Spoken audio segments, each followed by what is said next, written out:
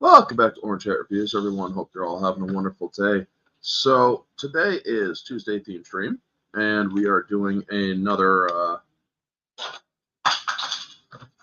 Sorry about that. We're doing another Aliens versus Military, and today it is Independence Day. Now I know I did a mystery review for Independence Day in the past. However, I am going to do a more in-depth, focusing on an objective review. I'm not going to go through scene by scene like I used to. I am actually going to do my best to give you some fun facts as well as some in-depth analysis of the story. So before I get started, I do want to let everybody know what the schedule is. This week is the ones and twos with me and Mara. We are doing the original 1978 Halloween. That is tomorrow night at 8. Then Thursday night at 8, we are doing Bram Stoker's Dracula on my channel for the singles. The following week is Sunday night. We end Book of Wick discussion because it will be Chapter 4. And I will be announcing the next discussion or Sunday discussions during that stream. And then tonight I will be on the Barroom Podcast on Society Reviews channel. We will be discussing different topics, as well as next week will be Halloween 2 on Mara's channel and Silver Bullet on Thursday night. So yeah, we're definitely you definitely want to tune in tomorrow night for Mara's channel because, well, make sure you tune in when we go live because there will be something before the countdown. A nice little, shall we say, treat for you all. Anyway, without further ado, let's say hello to the chat. So far, I got Elena Na in the chat. Good to see you. Thank you for joining. And yes, also, before I do get the review started, all rights reserved to 20th Century Fox. I am simply doing a review analysis on the film. I am going to do some scenes, show some scenes, no audio. You can't see the audio, or you can't hear the audio, rather. However, I will have captions on to show, or in case, to give you some context of what the conversation is about. I do not own the rights to the movie. I have purchased the movie. This is from a purchase, or me showing this is from a purchase that I made to enjoy the movie on my own time. However, I am not showing the full movie. I just want to show some clips and stills. And this falls under fair use for analysis and commentary. That is a legal right. So, without further ado, let's get into it. This movie, or Independence Day, this is the extended edition, mind you. And let me make sure that, yep, this is the extended edition. And I have my talking points up here on my new phone. So this is Independence Day. We all know that it was directed by Roland Emmerich, starring Will Smith, Bill Pullman, Vivica A. Fox, Jeff Goldblum, Judd Hirsch, and many others, including Adam Baldwin, who is thankfully not related to the other Baldwins. And the movie starts on July 2nd. We see the arrival and the first footprints on the moon being erased by the sheer gravity of the ship. And this scene does a good job at setting up or a serious tone that this movie is going to be an invasion movie because you also see the alien craft going over. Now, we then see SETI, search for extraterrestrial intelligence, and that is a real thing. And then this scene sets up a good job at relaying just a little fun in these scenes, and then you get these little dabs of fun here and there throughout the film, which is nice because you need a little bit of levity in any film like this. And then you have them realizing, oh crap, this is the real thing, but it's coming from our moon. We don't know what's going on. This film was truly done very well, objectively speaking. Now, the Pentagon's reaction And Worry is also setting it up very nicely that this may be a huge threat. They don't know what is going on in this specific scene or in this specific event. All they know is that there is something out in space right now, and it is roughly a quarter of the size of our moon. Now, if you ask me, this thing here is the mothership. I believe this is our moon. That is anything but a quarter of the size of our moon.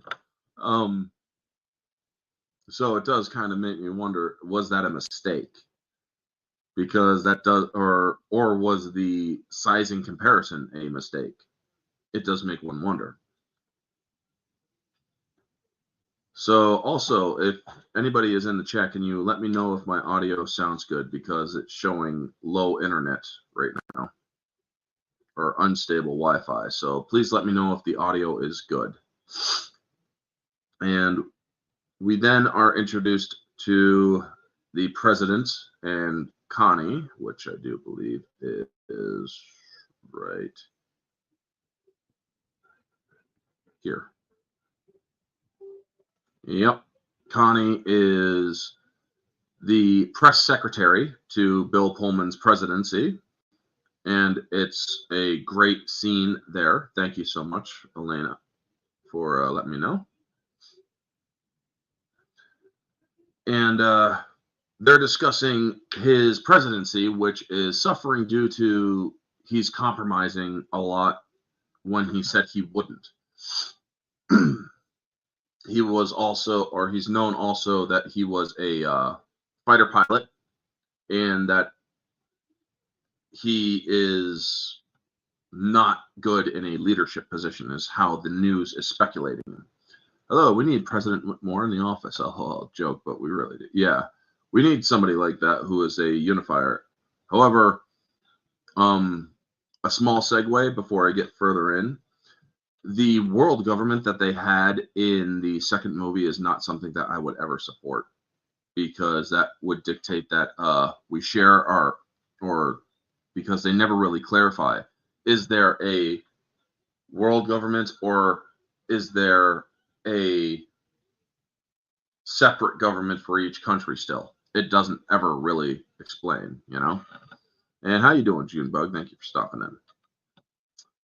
So then we see the satellite get destroyed, and we are in New York City with David and his father. Now, this is all part of their setup. This is setting up all the major players, for the most part, where he is, or where they are all going to have some sort of importance in the film. And this movie actually does a good job at setting up these people and their different lives, what they do, what's going on, how they're reacting to stuff. Because when David gets to work, he is learning that there is signal disruption, and he works for a TV repair for a TV station. And they set up that he is more than just a TV repair person. He's also an environmentalist, which plays a part of his character in the film. Not to mention, this is all good character development. Now, Judd Hirsch here looks older than he really is in the 90s.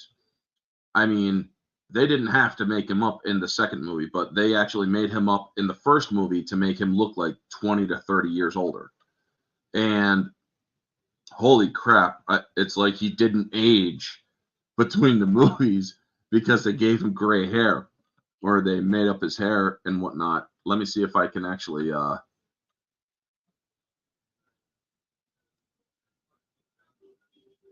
yeah, I mean, he looks way older than he really was at the time in that small scene, or in this scene here. So 20 years later, it's almost like he never aged. That was a major problem with the objectivity of the films. And then the writing also does a good job with not bogging down the story with too much useless information, because there are some filler moments that in movies that do give useless information or doesn't really move the plot forward. This movie, it's has a like 12-minute or 8-minute shorter theatrical version where it is basically bare bones. They had to, or they extend some scenes, especially surrounding the Case family. We learned that Russell Case is indeed a pilot, and he's had some shit happen to him over the years. Let me let's see here.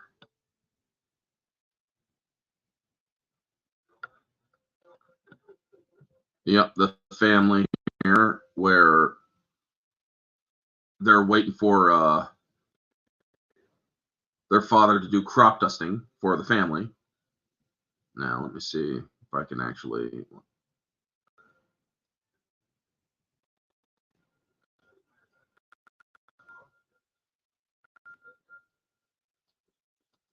Imperial Valley, California.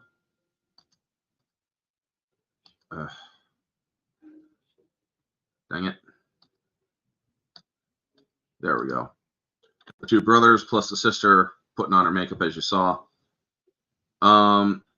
Basically, they're scraping by with their, or it's a family that's scraping by, you know, just scraping by to keep food on the table and whatnot. And it's a good introduction to the family, and we learn that, well, Russell is quite the drunk. So a minute later, we got him falling out of his plane where he dusted the wrong field. And Randy Quaid plays it very well. This is basically the shot here where he is drunk, drinking while flying. Never a good thing to do. And it does a good job at establishing that this character may not be a reliable father. It's all good writing in this movie. Now, the extended edition expands on the Case family's problems and provides a little extra character growth. That is another great thing that they did that actually improves the film's quality, because this allows for his sacrifice later on to be more impactful, in my opinion. So when he does sacrifice himself at the end of the movie, which we all know he does, that sacrifice holds a little bit more weight when you're watching the extended edition. Because you really don't know much about the family's problems in the theatrical edition. And this movie does a good job with not bogging down the story with useless information, as I said. Unneeded, or some of it is unneeded of the extended Case stuff, but most of it is actually, most of the extended stuff with the Case family is actually very well. But it also doesn't harm the film to cut it out either, because it keeps the film's pace going along a lot better. Now, fun fact before we continue going, this movie got its origins during the movie Stargate, where Roland Emmerich was asked a question by a reporter about why does he do alien movies when he doesn't believe in aliens, when he answered by asking them a question, what would it be like to wake up and have a 15-mile wide spaceship hovering over your home? And that thus clicked the idea right into his head. And he would we all know that the rest is history there. So the political side, showing the seriousness of how the government responds to the information, is very well, where they are going to DEFCON, or where they want to go to DEFCON 3. And let me see if I could find it.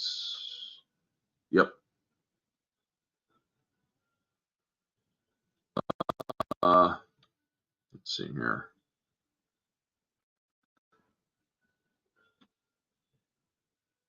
Yeah, basically the president and his entire cabinet is working or learning about different sightings here. One is in Russia. You got one coming off the California coastline. 2 of them are heading towards DC and New York. It's a very coordinated assault, or a coordinated placement of these pieces, because if you think about it, this just shows how fuzzy the TVs are. But because if you think about it, hitting New York City, LA, and, well, I don't know how much tactical or tactic there is in hitting LA, except for that it's a major population center. But if you go after New York City, that's our country's finance, or that's our financial sector, essentially. Hitting or Washington, D.C., that's our government. You'd basically be causing a lot of displacement by having the government wiped out. And they are doing the same thing all over the globe, because this is where they see it going into Russia. Now, this movie also does, or has, the introduction of the Secretary of Defense, where he's basically a kiss ass and focuses on perception, yet we learn later on that he is fired, but he also holds things, or he doesn't tell the president everything, which is never something, or is never a good thing, because when you withhold information, people die. And that is an important thing when it comes to a story that you're telling. You want to make sure that people know as much as they can when faced with something of this magnitude, So we then see that nearly 3 dozen other pieces are arriving all over the planet, and they start entering the atmosphere. We see the Iraqis reacting to the atmospheric disturbance. The U.S. Navy in the Persian Gulf reacts to the oncoming craft, blocking the radar. So we learn that these things are playing havoc with tracking systems. Now, the president decides to stay in office to avoid adding to public hysteria, and this sets up the threat, or the president's decision to stay is a device that sets up the threat of total defeat, where what will happen if they decide to not leave and these folks become hostile. Now, the scene with Russell drunk in the bar. Let me see if I could pull that up here.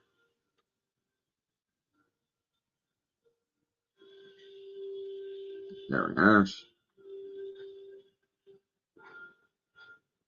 We'll go frame by frame. Yep, Russell is basically drunk in the bar. He got fired from his job, and the strumming from Rumble, the boom, boom, boom. I did a guest choice review with Rosetta, where we talked about it, or a documentary called Rumble about how Native Americans influenced music culture and whatnot. And they have Rumble playing over this, which these 3 guys come in taunting Russell, where they're just making fun of him because he said he was kidnapped by aliens 3 years ago. Well, now these things are showing up, and, well, it seems that he's not so crazy. Now, they were taunting him about, was he sexually molested by these aliens and such, but he doesn't give them the time of day because, well, now the whole place starts shaking. And, well, he realizes, oh, crap, they have come back,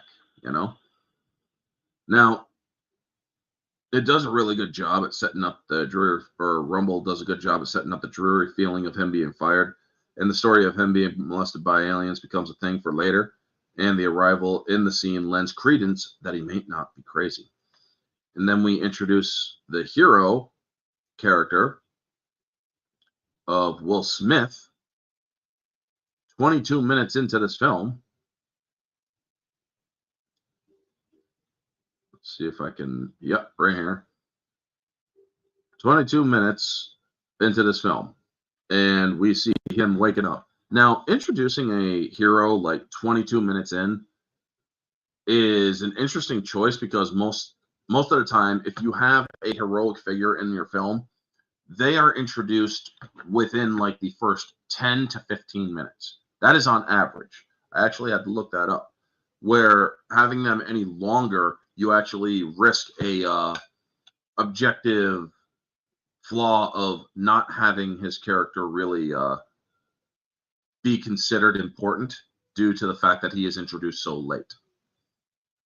And any character that is really introduced in the late first act or second act or third act, you don't really have much care for because, well, they haven't really earned that character growth.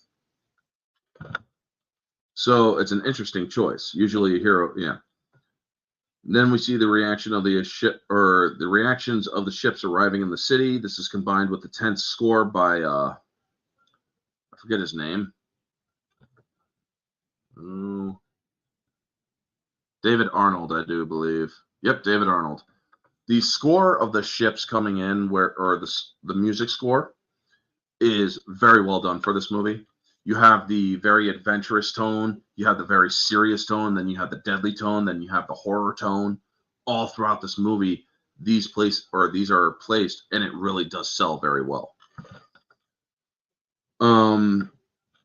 Let me see if I can get to the reactions of some of the people. Where New York City has the arrival happening. I mean, you see the ship coming in. People are reacting. They're scared out of their minds. Some people are deciding, oh my God, it's time to get the heck out of here. I mean, you see a bunch of panicking. You see Jeff Goldblum witnessing this too, and it's like, oh my God, you know?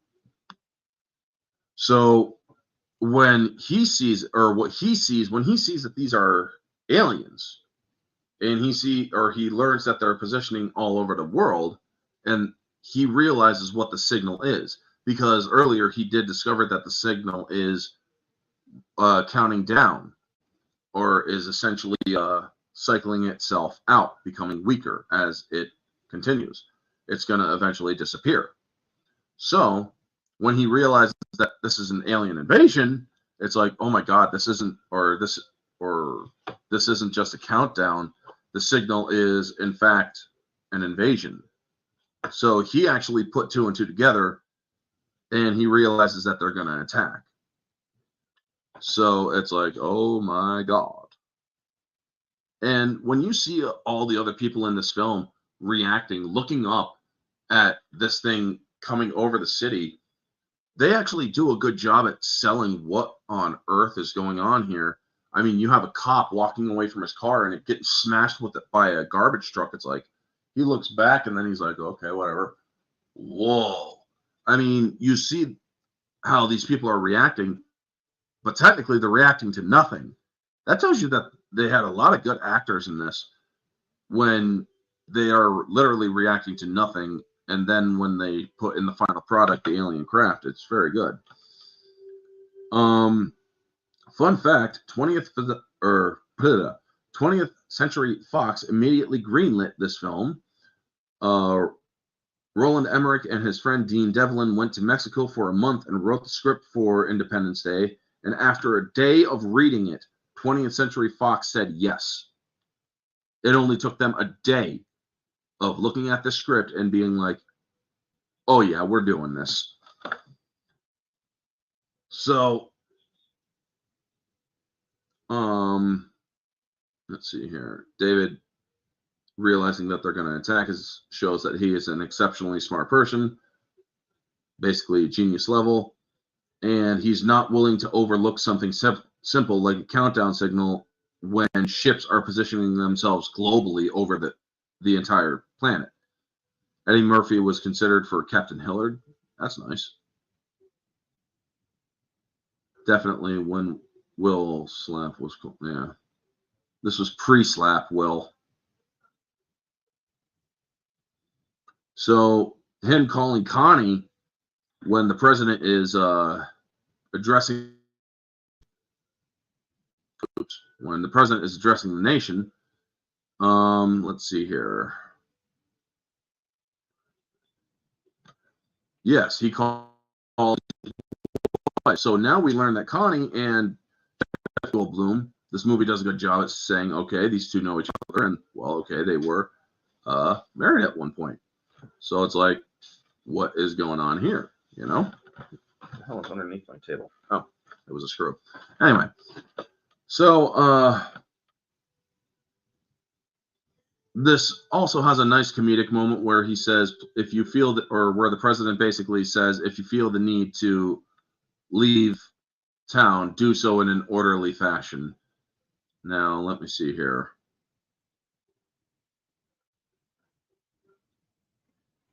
Yeah. And then it cuts to this where everybody, or he says, please do so in an orderly fashion. And then it cuts to rioting in the streets, essentially, people panicking, trying to get the hell out of town. And David is riding through on his bike to try to get to his father. And now also Will Smith has established that he is now in the Army, or he is now in the Marines, and he has to report to El Toro because he's been called in. Because, well, there's a big ship over LA. I mean, imagine looking off in the distance, looking at LA and seeing that hovering over. I'm sorry, I would kind of shit myself. I mean, I'm pretty sure he did when he was watching the film or watching the dang thing. And I love the kid. Boom, boom, boom. I'm shooting aliens. I mean, that was fun too. So, going to DC, Russell's released from jail. All right, so going to DC and Russell's released from jail. Yes, you are late. Shame on you. You are excommunicado. I'm just kidding. Good to see you, Vanya. He's one of the humble and one of the loyals. Always a pleasure. So, let's see here. They decide, or let me see. Yep, they're headed, or Dave and his father are heading to Washington, D.C. because, well, they need to know what's going on. And then we see that Russell Case got let out of jail. Also, that his daughter is, well, about to get it on with somebody because this could be her last night on Earth. And, well, this is an extended scene here, which is really done well, because when he says, come on, boy, like Ray, or here is where it's extended, because he, or his stepson basically says, we're leaving without you. And he's like, what are you talking? We're going to go live with our Uncle Hector in Tucson. Hector, the hell you are. I'm still your father. No, you're not. You're just the man that married my mother. So there's tension between the family. He realizes that, or you see a lot more animosity between the two. And you know what? He's basically calling out Russell on his failures as a father. Where, let's see here, we get Troy, who busts a bottle of medicine because he's sick of those two fighting. And he's sick of the medicine all the time. And they realize, oh, crap, do you know how much this stuff costs? Do you want to get sick again? So we learn that this kid is going to get sick if he doesn't have a certain amount of medicine. And we later learn he has a chronic problem with his adrenal cortex, which apparently can cause him to shut down. So this does a great job at expanding character development. And that is one of the pluses to an extended edition. Sometimes it can hinder character development, but in this case, in this movie, it actually does a good job at expanding character development, especially, again, when you see Russell Case sacrifice himself. So, another fun fact, this movie did have an alternative title, which was Doomsday, but the script was changed, or because Doomsday originally, because this movie had no, or they didn't want to call it Independence Day because they didn't see any tie to Independence Day, which was most likely perceived to be a 1776 kind of period piece. But they had some script changes which put Bill Pullman's speech in the movie, which then tied it more into Independence Day, the 4th of July.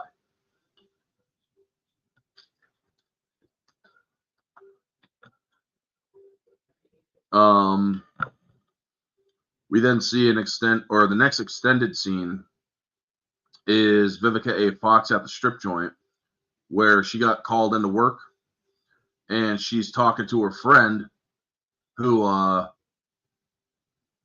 or basically they cut this scene shorter because she has a bad feeling. Well, she's like, yeah, but I wasn't in Vegas or wasn't in LA for the earthquake.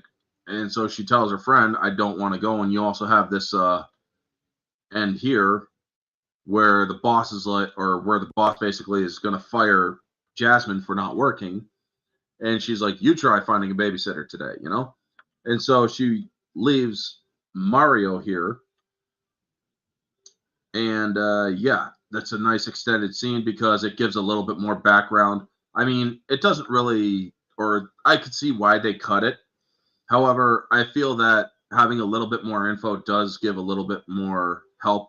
Like, I mean, she was working and then she's suddenly stuck on the highway. Well, now we know why she was stuck on the highway, because she was in the city and then had to get out further, you know?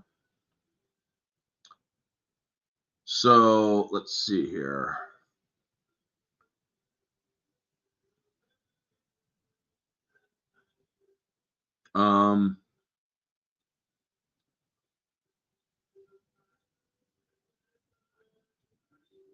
The extended scene on the highway feels unnecessary. However, it gives a hint that Connie still loves David.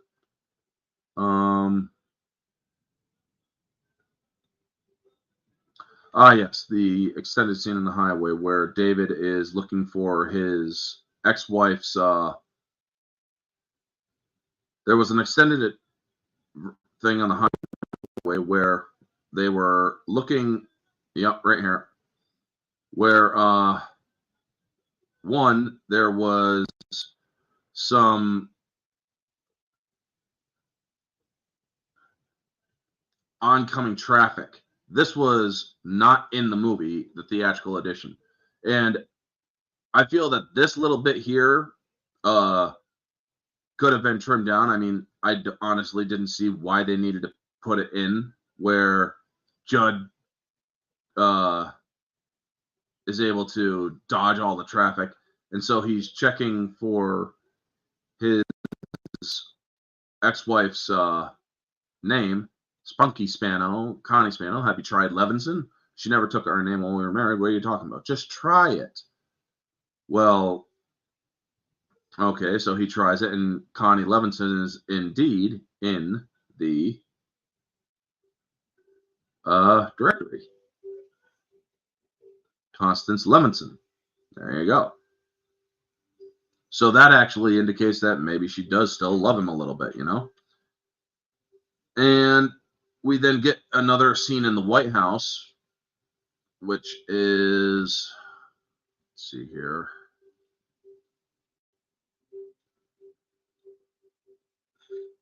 Or because we've seen all this stuff here. Let's see here.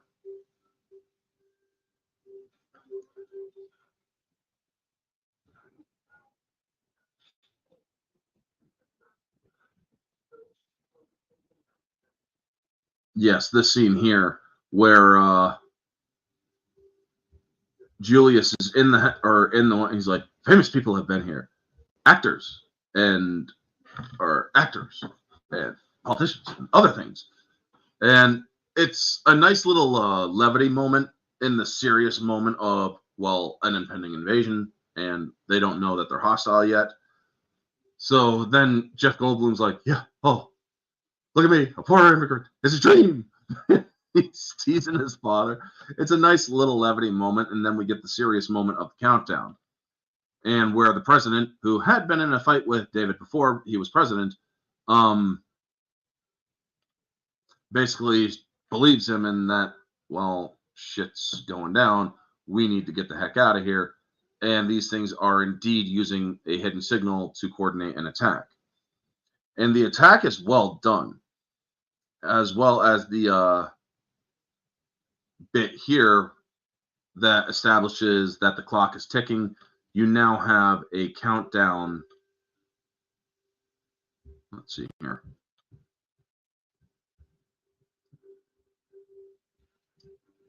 Yep, right here. I mean, they have 30 minutes to get the hell out of Washington, D.C., especially out of the White House, because the ship is parked right over the White House. So it now sets up, or this is a device that usually sets up a race against the clock. And this actually does do a wonderful job at it. It moves this, or it moves the story along smoothly and puts it in that we're racing against the clock. We cannot stay here. And it also shows you just how fast they can get people out of there if they need to, out of the White House. So we then see the attack and the destruction of the communications device or the communications chopper. We basically now know that they are indeed hostile. And see here, let's get to the attack here. The coordinated attack. The First Lady is leaving Los Angeles because she was over there basically, I'm guessing, kind of campaigning for her husband, because this was an election year. So now we have the ship opening up and and the coordinated assault. Now, when they are blowing up these buildings, these are obviously miniatures, and they do such a good job with them by shooting them at an upward angle like this. They are basically showing or giving more perceptive size, or a perception of size in a lower angle. So yeah, when they're showing these things being destroyed, and then the big old wall of flame starting heading out towards everybody, and it's going slowly, it's like, oh my gosh, what kind of weapon did they use, And it's pretty much like a slow-mo nuclear weapon. And you see that the gravity of the shockwave of flames, because what people don't realize is that if a flame is big enough, you can be shoved off of your feet. Things can be lifted up from the shockwave alone. This thing carries a shockwave in the flames, because I don't know if you guys have ever been near fires like bonfires and stuff, or an explosion or explosive flames in a fire. I haven't been burned, thankfully, but you do feel a rush of air when there is a backdraft flame or burst of flame. You actually do feel that. So you see all these cars getting lifted and whatnot, does a really good job at saying that this fire is really it's not just dangerous because, well, it being fire, but there's also the pressure that is in this thing. And they use miniature effects for the 3 cities. Now, the cutting between different cities showing the coordination between the ships is also well done. Some might say it doesn't include global cities, and that is in part due to the movie focusing mostly on the American side of things. This movie is an American movie. And yes, they do include some global things here and there, but during the attack, it's strictly on the American side, because it's basically, we learned that it happened all over the world at the same time.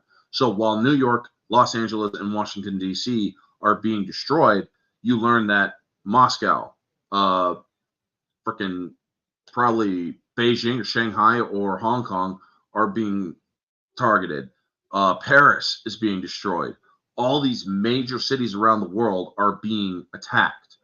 I wonder, they never really did cover the Vatican, but I digress. So,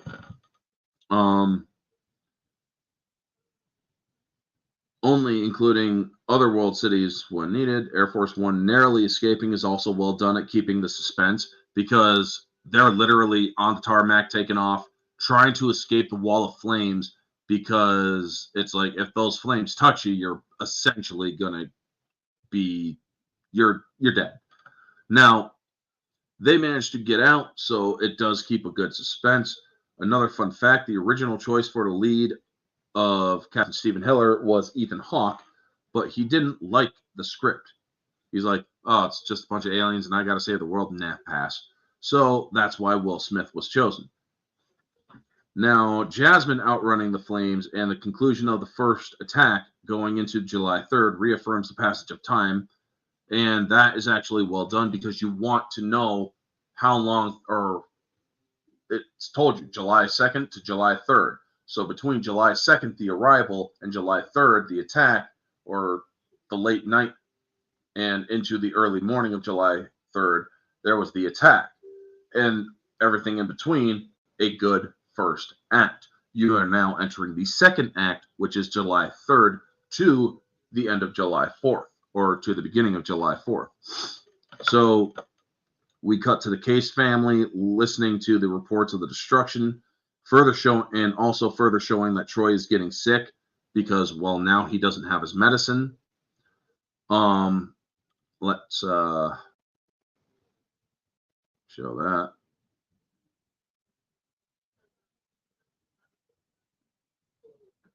Yep, they're reacting to that. And so we see that that on Air Force One, how many people, or the somber tone of how the First Lady's chopper lost contact, never made it to Nellis, and the counterattack across 3 cities, or they're thinking about using nukes. Well, that's not good. We also see that they we see the counterattack. So let's get to the counterattack. We also see that Jasmine survived.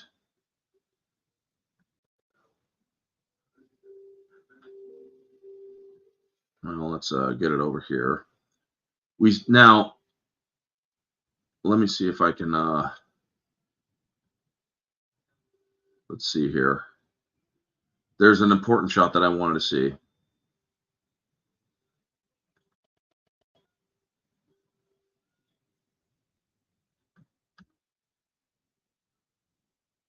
I think this, yeah, go for it. Yes, the shot here. You see that the ship is there, and these impacts here are actually very good at telling a story, because when you see these impacts here closer to the screen or closer to the camera, you think that, okay, they might be impacting, but there is a small shield there. However, seeing the shield over here shows that the shield is quite a bit away from the ship itself, so that this ship has maneuver or slight maneuverability abilities that the shield will protect them at a good distance. That is actually quite good how they showed the smaller shield, or the shield in the distance actually shows that it's a great distance away from the ship. And let's see here, the energy diffusion. I mean, these are all objective criticisms that I'm giving, folks. Now, let's see here. We get into the main dogfights. Alrighty, let's see here. I want to be able to see one more here, because there is a moment in the dogfight where there's friendly fire from the alien craft to the ship here. Let's see here.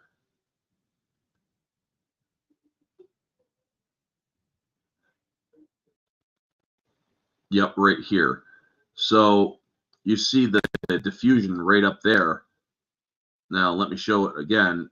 This is just a small little clip here where you see the impacts from the ship and how their own weapons just simply diffuse.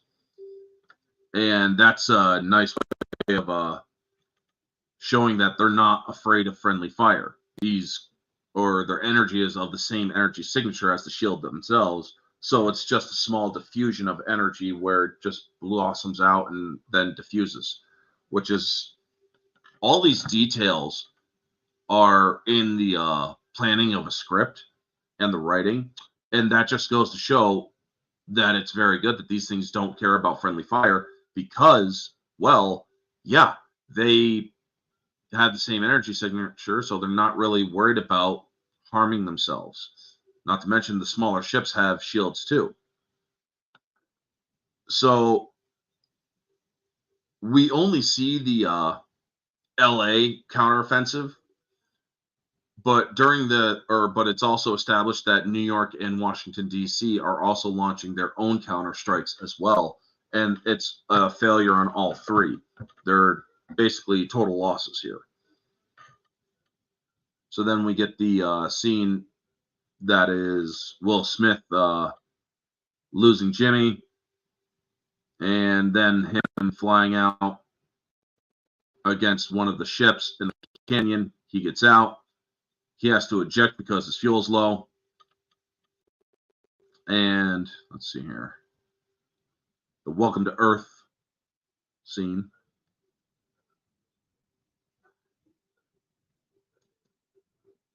Yeah.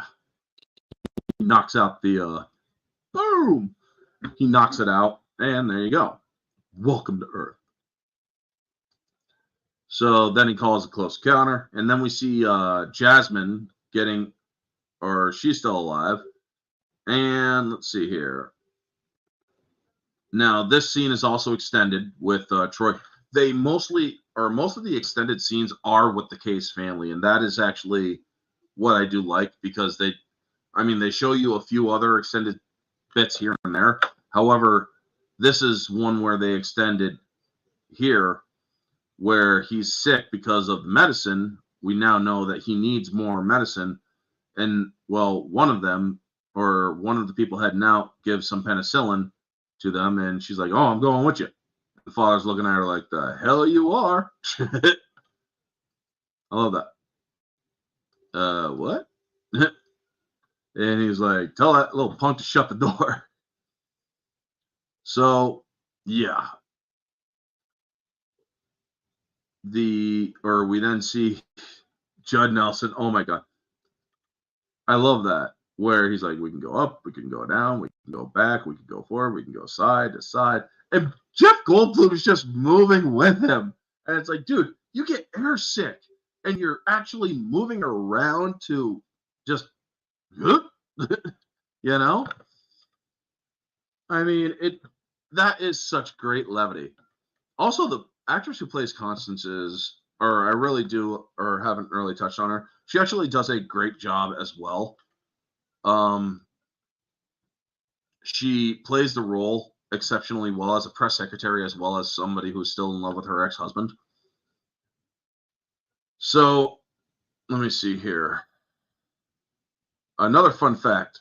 The U.S. military were all on board for this movie, but they backed out of the movie. And I'll give you the reason why. Area 51. Folks, Area 51 and the inclusion of it in this film was the reason why the United States military backed out of this film. They were willing to let Roland Emmerich use all of their resources, all of their added extras and whatnot. But the second that the military caught wind that Area 51 was being used, they backed out of the film. And it's like, you backing out of the film kind of lends credence to all of the Area 51 conspiracies that they had before the movie even came out. So we then see suggestions of nukes against NORAD, and yeah, well, we then get the argument, and Area 51 is established, and it's like, oh shit. The cutting to the Secretary of Defense's reactions. Let me see if I can get there.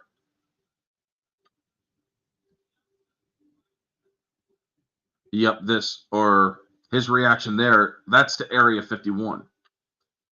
And it's like, oh crap, dude. And this was Julius coming in after they told David to shut up, and he's playing the protective father. Also, you see the president reacting like, oh my God, this is not a good moment right now. But that's when, or that small reaction right there, that simply tells you that this guy knows exactly what Julius is talking about. This guy knows exactly that this man is not crazy, and everybody thinks that Julius is nuts, so they're trying to get him out of there, and the president is trying to dismiss the claims too, except, oh crap. And everybody's like, oh, you son of a bitch. That's not entirely accurate. Yeah. And it's like, wait, which part? So we then get this scene. I believe that, yep, they show a little bit extra here with Jasmine. And, yep, this extra scene here where they have this Bible-thumping zealot who has marked a cross on his forehead.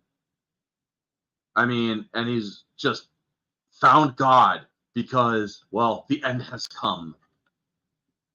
I mean, this dude is a total nutcase.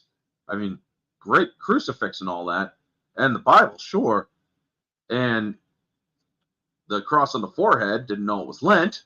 Actually, it's not, but holy crap, dude. I mean, this guy is just so, I mean, he probably wasn't so much of a religious person until the frickin' aliens came down and started schooling the hell out of the U.S. and the rest of the world. But it's like, yeesh. So then we see them finding, or another plot device is that after a loss of such magnitude, we see a small semblance of hope, where they are looking for more survivors and the First Lady is found. Okay, so there is a survivor and she has been found, and that is very nice. It's a good way of seeing all the humans come together in different ways. So then this scene, and this scene is hilarious, folks.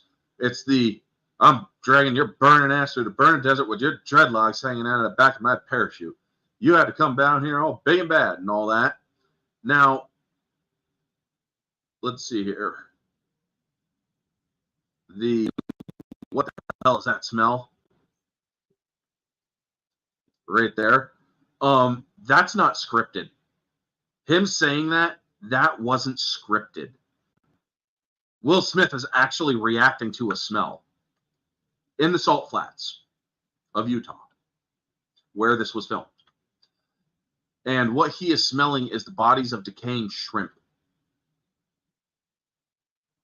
I don't know if you've ever smelled rotting shrimp before. I have. You don't want to smell that. Rotting sea life, rotting seafood is one of the most, it's vomit inducing almost. Me, I have a good constitution. It won't get me to feel sick. But holy crap, when he reacted to that, it's like, what the hell is that smell? It wasn't in the script. The salt plains were emanating dead shrimp decay, and Will Smith actually reacted to it. So when he goes to kick it, or kick the thing, it's just an added bit to the, it's just an added bit. And I'm sorry, folks, that was a screw.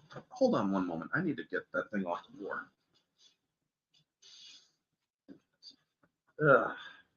There we go. Anyway, so yeah, it shows that some improvisation can actually also add to the quality of a movie. So, what the hell is that smell? It wasn't scripted, but it works. And they kept it in because it just added a little bit of levity, you know? So when they see, now here's a fun thing here. Russell Case is the one that drives up to Will Smith here. Let's see here.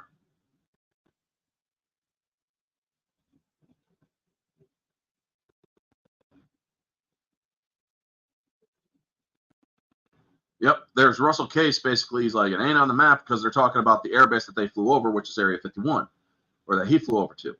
And later on, we see, I'm going to skip ahead to a point where they arrive.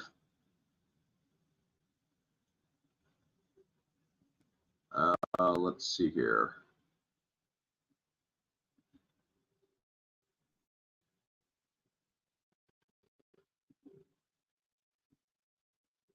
Where Hiller is coming in with the truck, on the back of the truck with the alien. And there's a reason for that. It's because, well, if you think about it, Case would not let Will Smith in that truck. And it's because, well, that damn alien. And we learned that Russell Case knows about these aliens, or that he was kidnapped by aliens. So he's got a bias. He's not going to let him in there. So that's why he's like, no, you're not coming in my truck. I wish they would have shown a reaction scene to like that, because if they're doing an extended edition, that just would have worked really well. But I understand the need of having to continue the story where it might be deemed useless information, you know? So we then see have the arrival at Area 51. Let me go back. And we are learning about the aliens and their tech, and how this thing has been here for 40 years. However, nobody's or only in the last couple of days has any real progress been made in Area 51. And we have Brent Spiner, who plays Dr. Oaken. And I'm thinking to myself, Data from Star Trek? Nice. I mean, he plays it so freaking over the top, and he's very exciting. Or he's like, the last few days have been very exciting. And, well, that's when the president rips into him. It's like, exciting is not the word I would use to describe it. People are dying out there, you know? And in Oaken's defense, they don't get out much, as he said. So there is also, I do want to cover the scene here with Oaken and the president. Let's see here.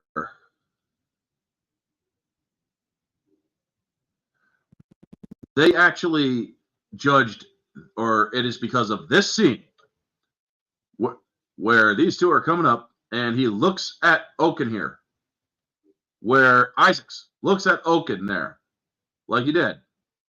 That is the reason why they made Oaken and Isaacs gay in the second movie. Just that small little look he gave him. And I'm thinking to myself, that's enough to establish that those two are gay? It doesn't make sense. Friends? Sure. I don't really understand how that look can suggest that a character is gay. I really don't. I mean, he's just looking at the back of Brent Spiner's head. It's like, oh, shit, he forgot to comb his hair. Damn it. But, yeah, that set it up for the second movie that these two are a gay couple. Don't know why, but yeah, that set it up there. But that has nothing to do with the objective state of this movie. Now,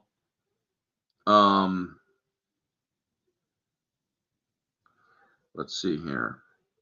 The arrival at Area 51 in the second act is basically what's known as a turning the tide, or a turn of fortune in the story, where we just got our asses handed to us.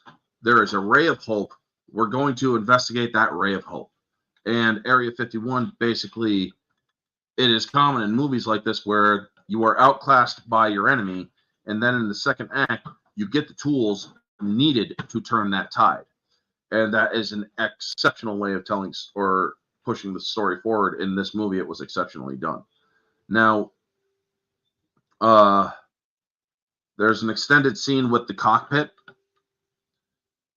or with David and Oaken in the cockpit with, let's see here.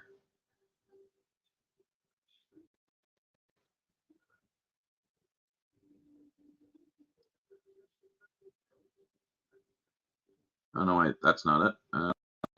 Let's see here. Yeah, this scene here with them in the cockpit.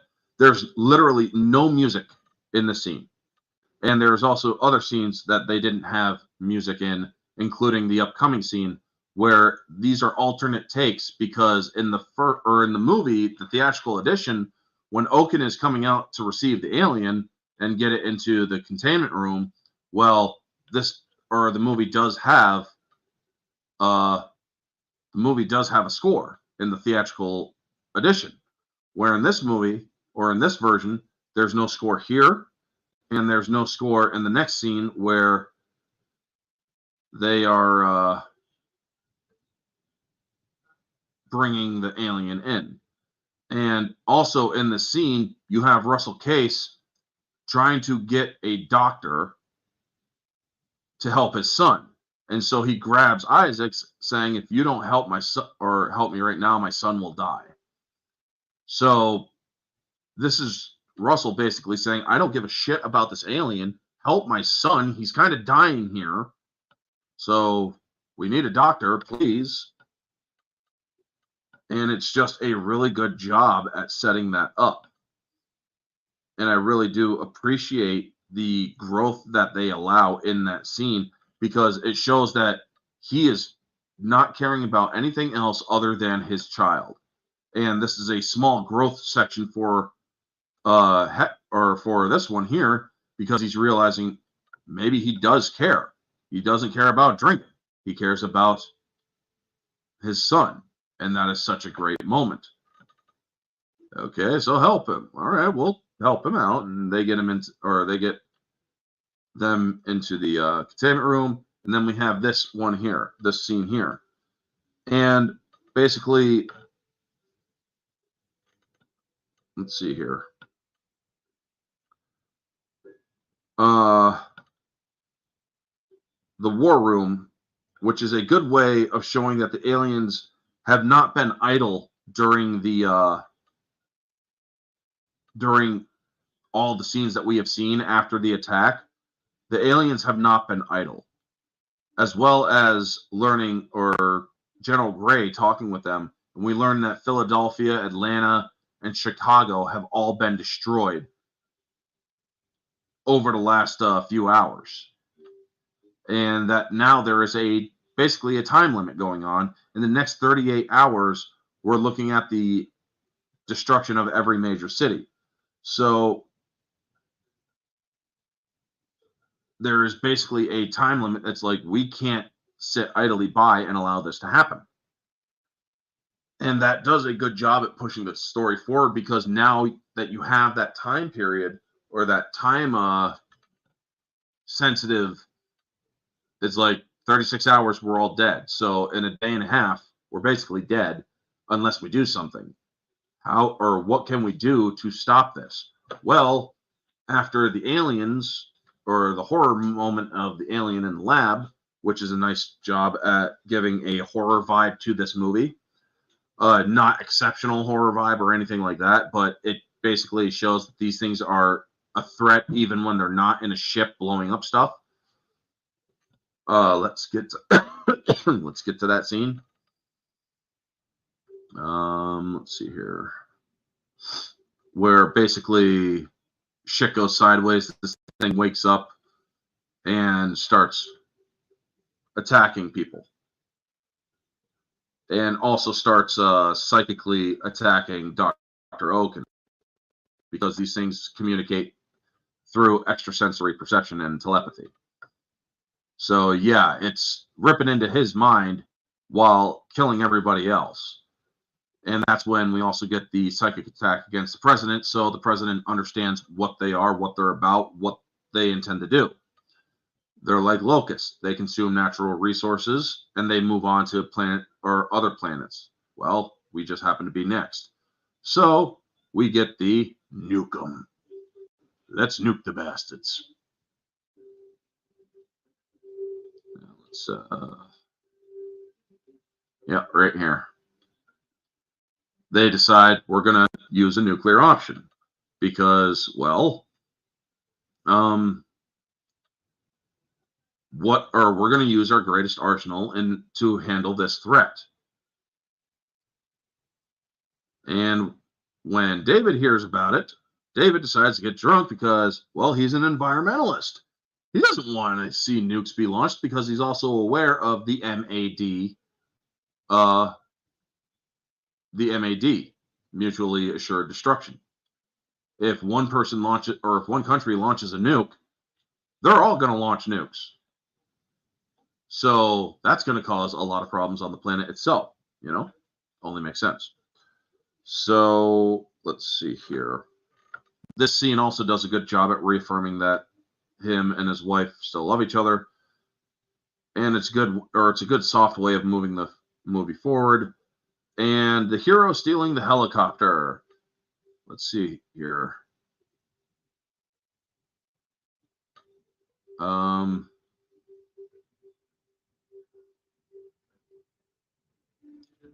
Yes, the hero stealing the helicopter. Basically, it shows, or in stories like this, I mean, because this movie has a very generic way of telling a story, where you get your threat, you see that the heroes are not equipped to handle it, they have to fall back, yada, yada, yada. Well, one of the heroes decides to take matters into his own hands in a certain way, and to go look for somebody he cares for, and either two things can happen or both can happen. One, it has a good outcome, or two, it has a bad outcome, or three, it has both outcomes. In this case, it has both outcomes. So, but before we get to that, we're going to get to the nuke mission, where they deploy a nuclear weapon. And let me see here. If you pay close attention here, I'm going to go frame by frame. Right there, you see that the shield is activating before the detonation. So you see that the shield is indeed basically activated before the nuke even detonated. So then we learn, well, oh, we got the bastards. Or they need visual confirmation, and they realize, oh no, the thing didn't even pierce. The ship is still there. Target remains. Well, okay, we're pulling them back. We are not about to launch another nuke over American soil, so he aborts. That is a powerful moment in the story, because now you just used your greatest weapon against this threat. It didn't even harm them. How this sets up the no hope scenario. Is there any hope for the humans at this point? And that's a really powerful way of telling a story, because you want to have that low point, and if you do it right, it makes the tide turning and the hope rekindled moment all the better.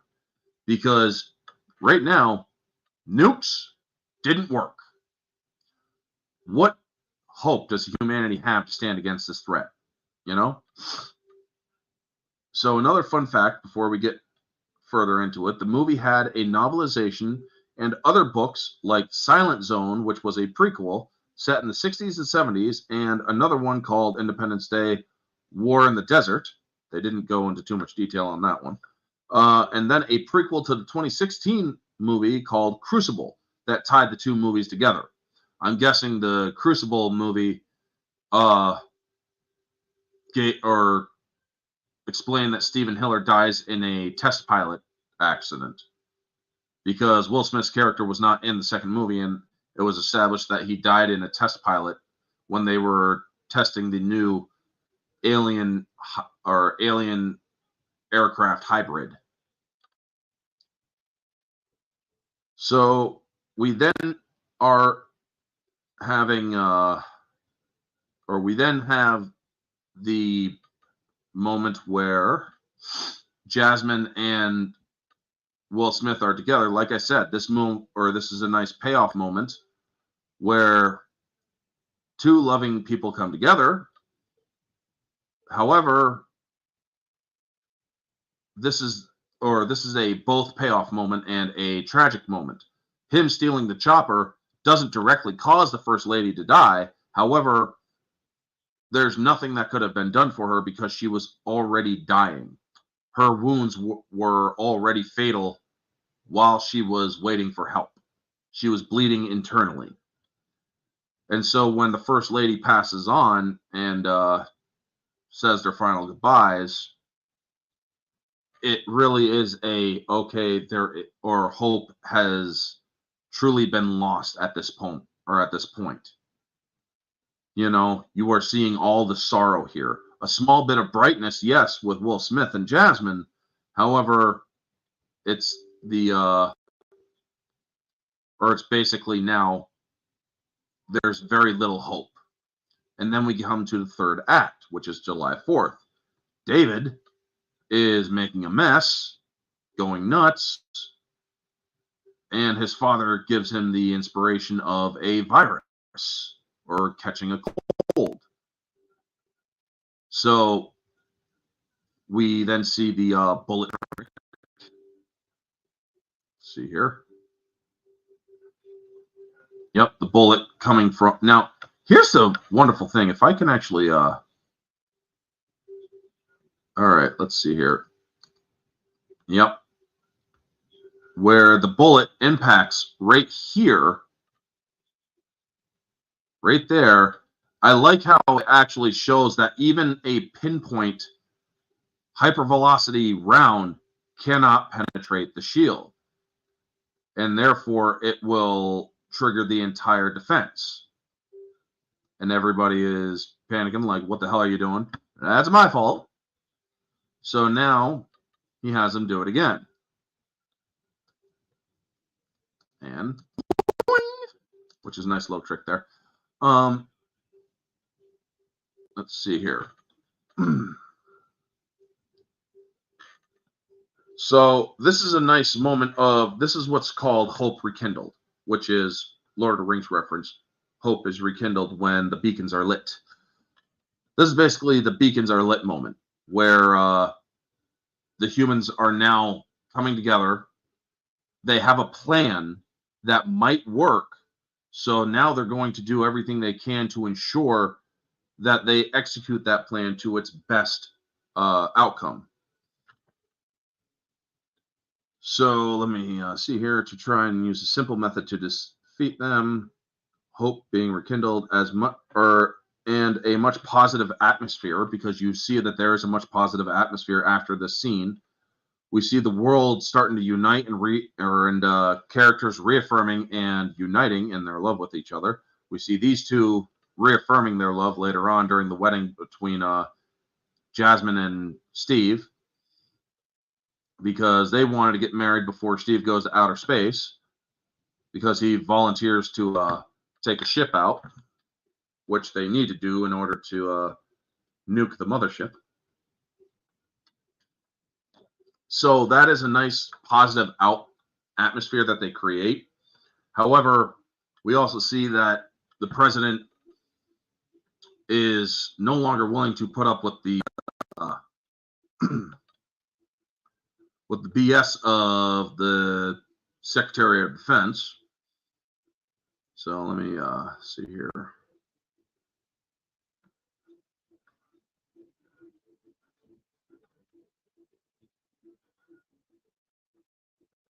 Now, let's see here.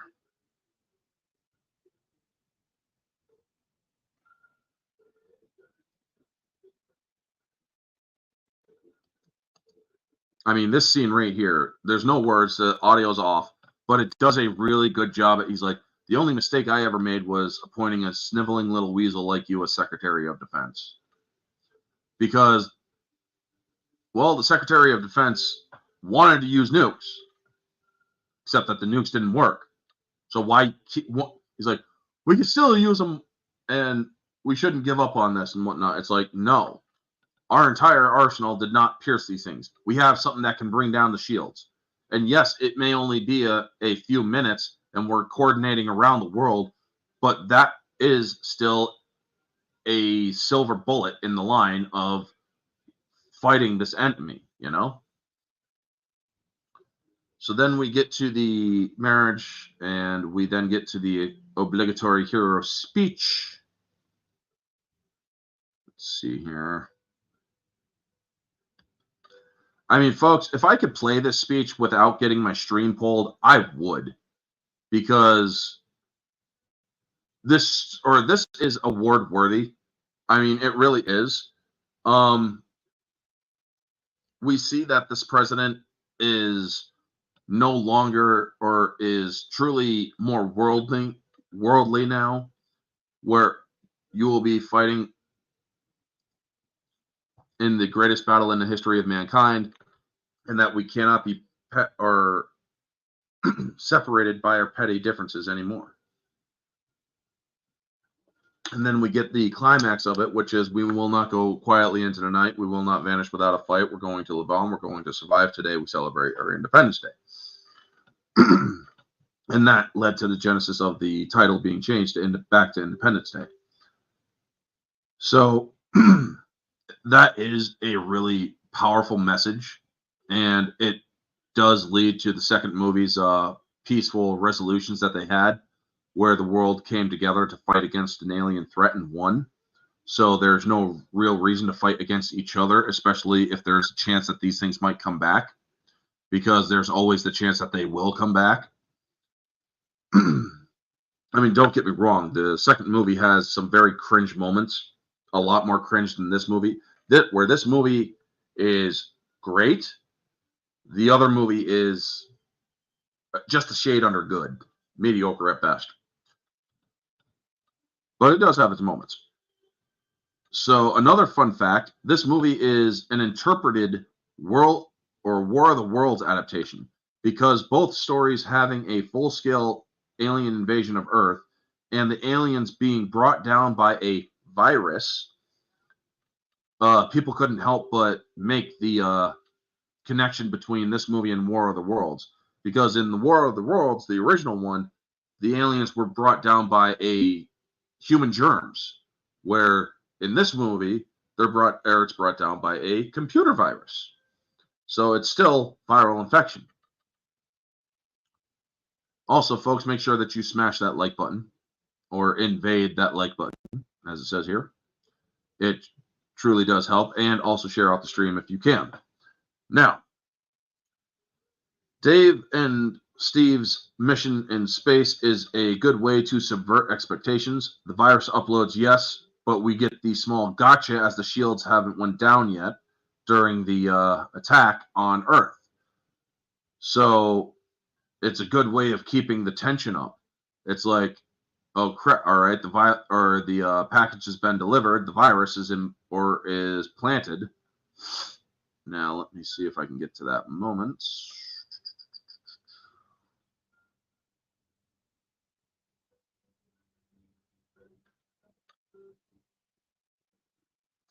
All right, so let's see here.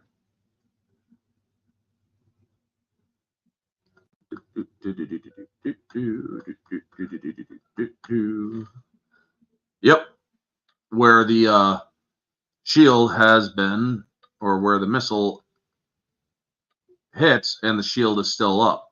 But if you really look at it, it does show, or it does kind of really does look like the missile is, or the shield is kind of fizzling a little bit, or it's less of a diffusion of the missile's explosion, where you actually see less of a outline of the missiles, or of the shield's energy.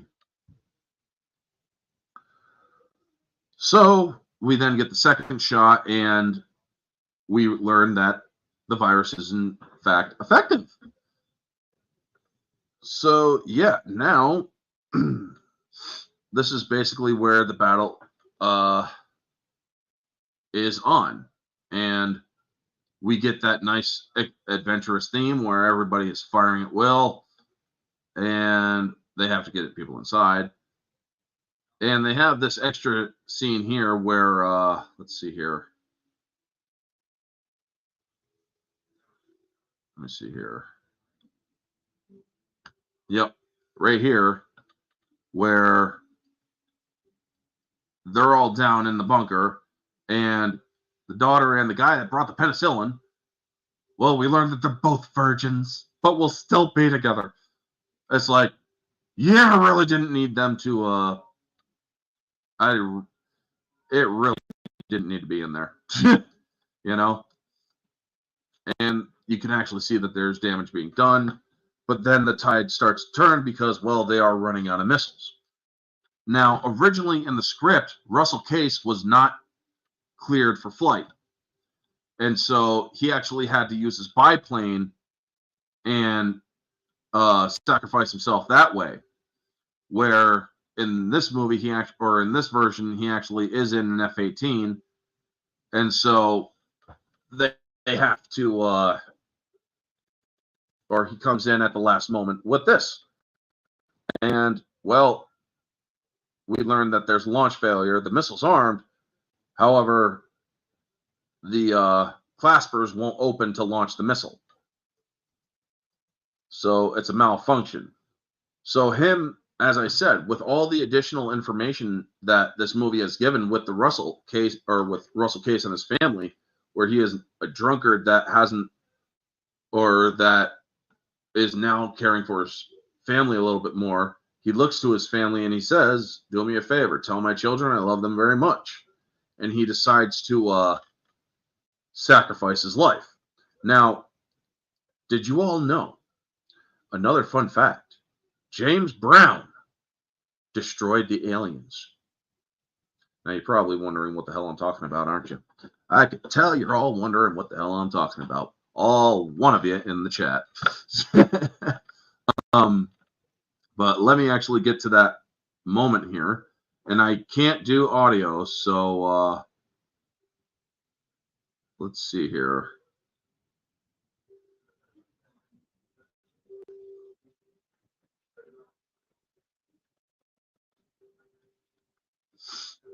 The hello boys, I'm back moment.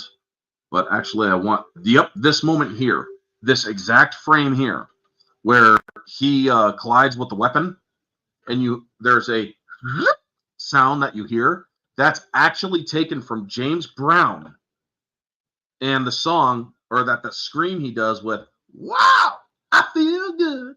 That song, that "Wow" that he does, I can't do it. That was actually used and altered into a into that charging up to the explosion bit right here. So yeah, they altered it and turned it into a kind of sound to destroy the aliens. And it's like, holy crap, man.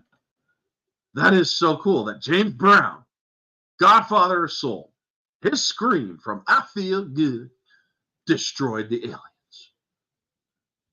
God bless you, sir.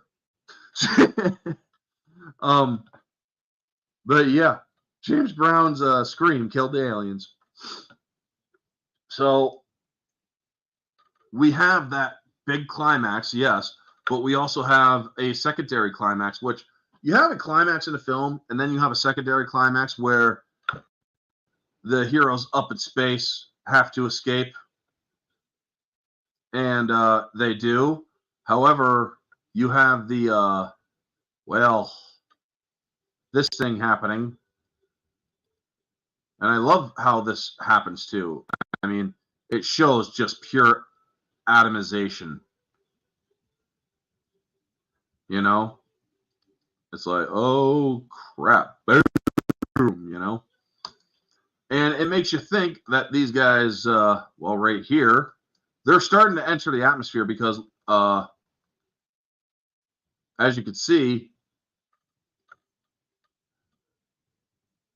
right here, if you look at the front of the ship, it's already starting to burn entering atmosphere when the shockwave catches up to them. So, if anything, that actually helps them survive the impact.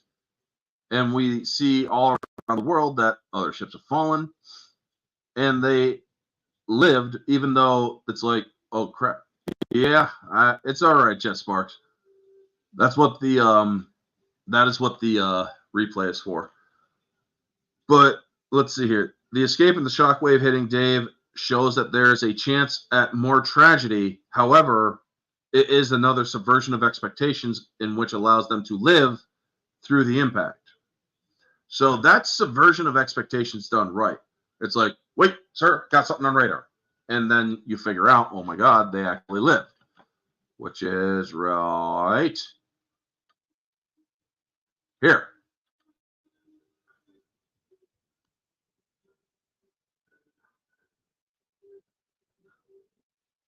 All right, let's go forward. There we go. They actually are walking away, doing their hero walk, and that's the end of the movie. Now, another fun fact, Independence Day in the year 1996 was the highest grossing film, making over $814 million on a $75 million budget, making it at the time the second highest grossing film next to Jurassic Park. So there is your final bit of trivia from that. And now let me stop sharing because yeah.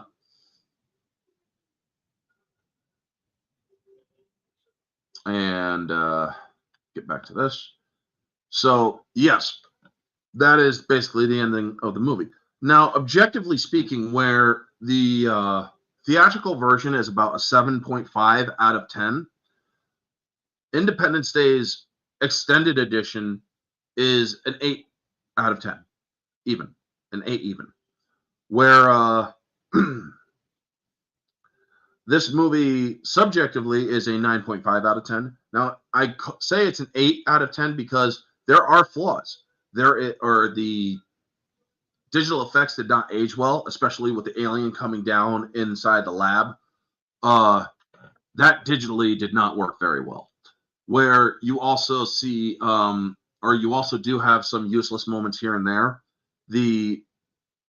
Where the first movie's editing is due to there isn't enough story, or there is some stuff that you know is missing that you feel could improve. This has some of the stuff does improve it, yes, but other stuff is still essentially useless and not really needed. Like the Bible thumper, you really didn't need that in the movie. The we'll still be virgins, but at least we'll die together and whatnot. Didn't really need that. Cut that out.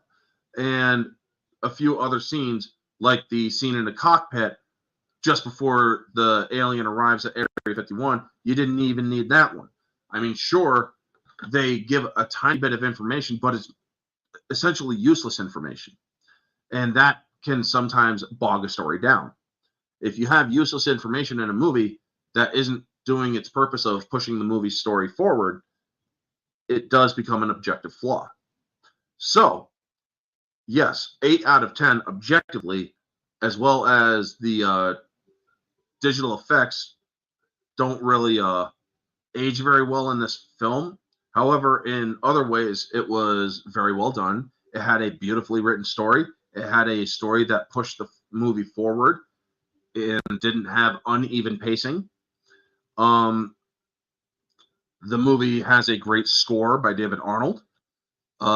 It sells excitement, horror, tragedy, somberness, adventure.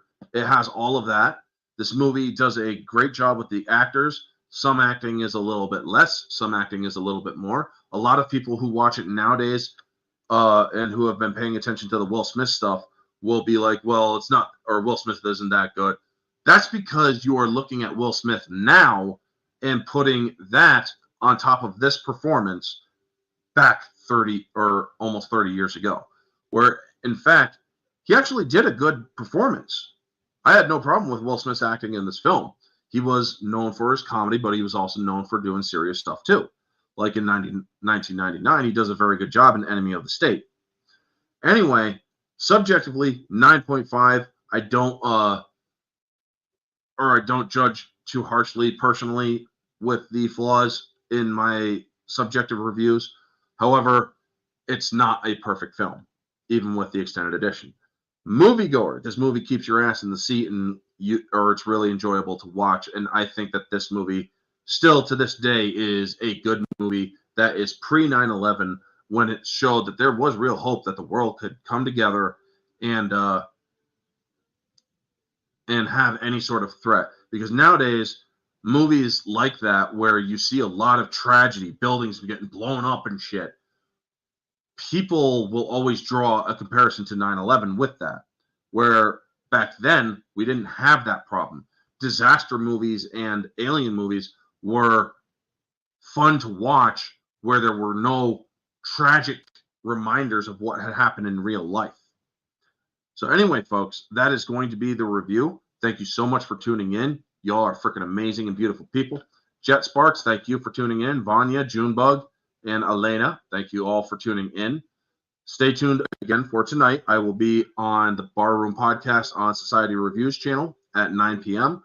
Odin from OMB Reviews is back tonight on his channel at 7 p.m. So I will be modding his channel and listening to what he has to say about the new Daily Wire Snow White stuff. I have already given my thoughts on that. That video is out from earlier today. Feel free to watch it. And other than that, thank you all so much. Stay tuned for tomorrow night, where me and Mara Jade will be watching we'll be discussing Halloween, the original 1978 movie. And Thursday night is Thursday Singles, where we will be discussing Bram Stoker's Dracula in 1992. So, yes, make sure you all pay attention for that one. Stay tuned for those. John Wick Chapter 4 this upcoming Sunday with the Hat Crew. And then next week, what is next week's? Let's see here. Just the theme streams. Next week is Edge of Tomorrow. Yep, next week is Edge of Tomorrow, and because it's a more personalized experience, I did it in a sequence where the first one was Battle Los Angeles, an invasion. The second one was Predator, more personal. This one, Invasion, Edge of Tomorrow, personal. So, yeah. And then after that one, or after Edge of Tomorrow, we'll do Battleship, which is more Invasion.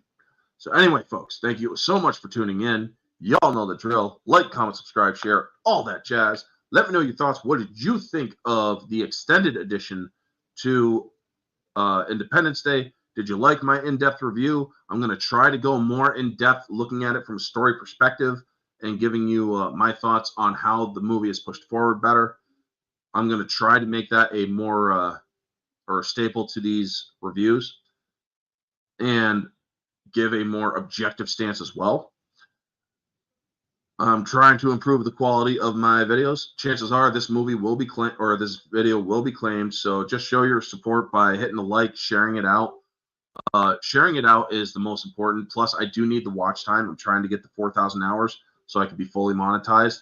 Not that I care about the money, but it is good to have a small fallback option, you know?